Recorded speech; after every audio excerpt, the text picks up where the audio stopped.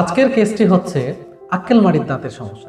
Video থেকে আমরা এটাই শিক্ষা নিলাম, সেটি হচ্ছে যে যাদের এরকম আক্কেলমারির দাঁত বাঁকা হয়ে বের হয়েছে বা আক্কেলমারির দাঁত এরকম সার্জারির প্রয়োজন, যখন প্রথম এপিসোডে এই সমস্যাটা ধরা পড়বে ঠিক তখনই এই চিকিৎসাটা করলে। তো শুধু আসসালামু আলাইকুম, টুডেজ ডেন্টিস্ট্রি থেকে ডাক্তার মোহাম্মদ আব্দুল আজিজ সোহেল বলছি। আশা করি আপনারা সকলে ভালো আছেন। আজকে আপনাদের সামনে খুব গুরুত্বপূর্ণ একটি কেস নিয়ে কথা বলবো, যেই প্রবলেমটি বাংলাদেশের প্রায় 95% মানুষের হয়ে থাকে, ইনক্লুডিং মি। আমারও একই ধরনের প্রবলেম ছিল। আজকের কেসটি হচ্ছে আক্কেলমারির দাঁতের সমস্যা। আক্কেলমারির দাঁত আমাদের ম্যাক্সিমাম প্রতিটি মানুষেরই থাকে, কিন্তু তারা এই প্রবলেমটা পুষে রাখে, তাদের আসলে কি অবস্থা হয় সেটি দেখানোর জন্য আজকের আমার ভিডিওটা। কয়েকদিন আগে একজন আমাদের বড় ভাই আসলেন আমার কাছে, সাহেব আমার ডান পাশের চোয়ালের এই দাঁতটি কিছুদিন ধরে ব্যথা করছে, সামান্য ব্যথা। আমি মেডিসিন একটা ব্যথার ওষুধ খেয়েছি, তারপর থেকে আমার ব্যথাটা চলে গেছে, কিন্তু আমি এটার স্থায়ী সমাধান চাচ্ছি, এই জন্য আপনার কাছে আসলাম। তো উনি আমার কাছে আসলেন, আসার পরে আমরা তাকে ক্লিনিক্যাল এক্সামিনেশন করলাম, দেখলাম বড় একটা ক্যারিজ আছে। আমরা তার কনসেন্ট নিয়ে একটা এক্স রে করলাম। এক্স রে করার পর আমি আসলে খুব চমকে উঠেছি যে এত বড় প্রবলেম নিয়ে একজন মানুষ কতদিন সার্ভাইভ করতে পারে। মনিটরের স্ক্রিনে আপনারা দেখছেন যে এই প্রবলেমের ছবিটা। আমরা যখন এক্স রে করলাম তখন দেখলাম যে তার আক্কেলমারিটি অর্থাৎ শেষের দাঁতটি এরকম বাঁকা হয়ে বেরিয়েছে। এই প্রবলেমটা বাংলাদেশের 95% মানুষেরই হয়ে থাকে, কারো যাদের হয় না তারা আসলে খুব লাকি। তাহলে এই সমস্যাটা কোন বয়সটাতে হয়? 17-18 বছর বয়সের পর থেকে এই সমস্যাটা হয়ে থাকে। তো এই প্রবলেমটা যেই রোগীটি যখন আমার কাছে আসে, রোগীটির বয়স ছিল 39।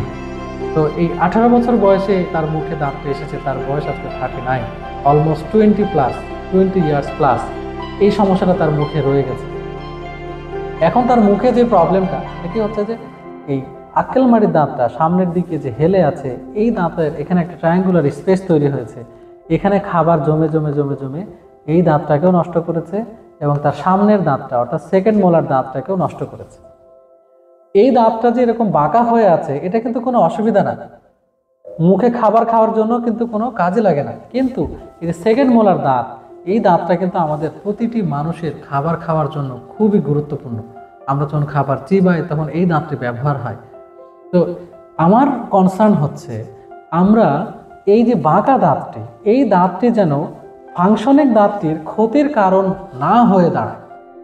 এটি হচ্ছে সচেতনতার বিষয়।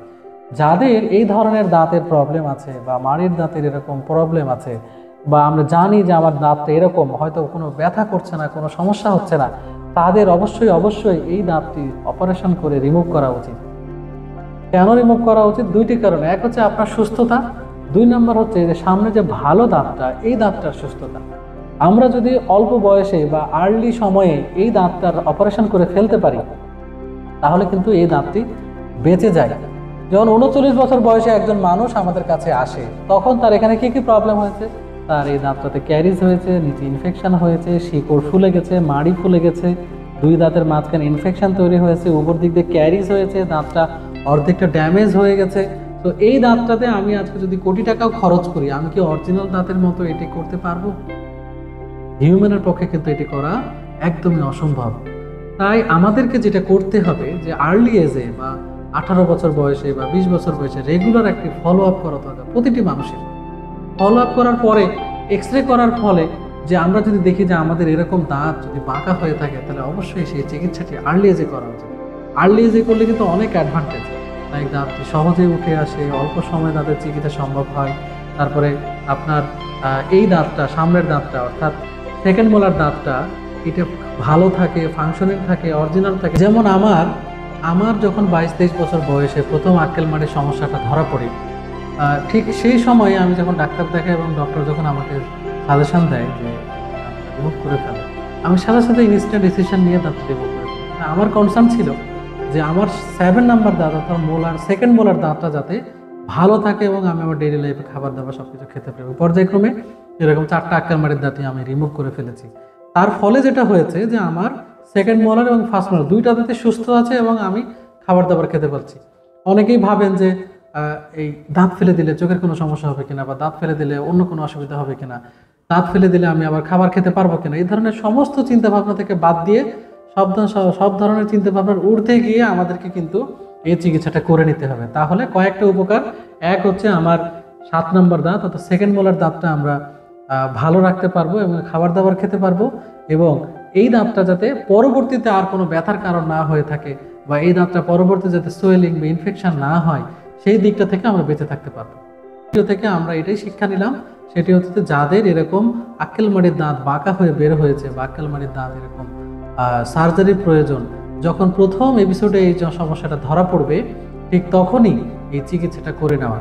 তাহলে আমরা আমাদের ডেইলি লাইফে ভালো থাকতে পারবো, আমরা আমাদের ব্যস্ততম দিনগুলোতে ভালোভাবে ব্যস্ত থাকতে পারবো এবং খাবার দাবারগুলোকে আমরা এনজয় করতে পারবো এবং আমরা সামনের দিকে এগিয়ে যাব।